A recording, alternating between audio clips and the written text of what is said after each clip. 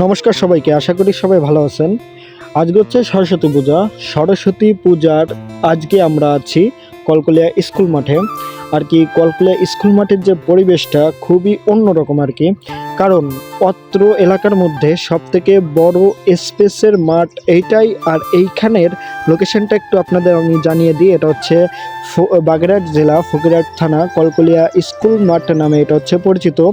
এইখানে দুইটা স্কুল, একটা হচ্ছে প্রাইমারি আর একটা হচ্ছে হাই স্কুল। এইখানে দুইটা স্কুলের মধ্যে হাই স্কুলের একটা প্রতিমা আর কি প্রাইমারির একটা প্রতিমা, এইখানে দুটো প্রতিমা আর কি আলাদা আলাদা পুজো হচ্ছে।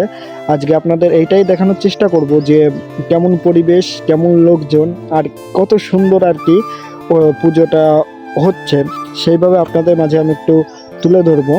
আর ফার্স্টেই দেখাবো আমি হাই স্কুলের যে প্রতিমাটা, এটা হচ্ছে হাই স্কুলের প্রতিমা।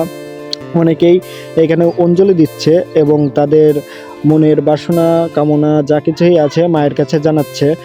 আর অপর সাইডে আছে প্রাইমারির যে প্রতিমাটা, সেটাও আপনাদের মাঝে আমি দেখাবো। এটা হচ্ছে প্রাইমারি স্কুলেরও প্রতিমা খুবই সুন্দর হয়েছে এবং এইখানে অনেকেই তাদের অঞ্জলি দিচ্ছে আর কি। আর অপোজিটে হচ্ছে এটা হচ্ছে হাই স্কুলে বিশেষ করে হচ্ছে মায়ের প্রতিমাটা একটু দেখুন আপনারা, যে কত সুন্দর লাগতেছে, দেখেই মনের মধ্যে কেমন যেন একটা প্রশান্তি কাজ করতেছে, খুবই সুন্দর হয়েছে।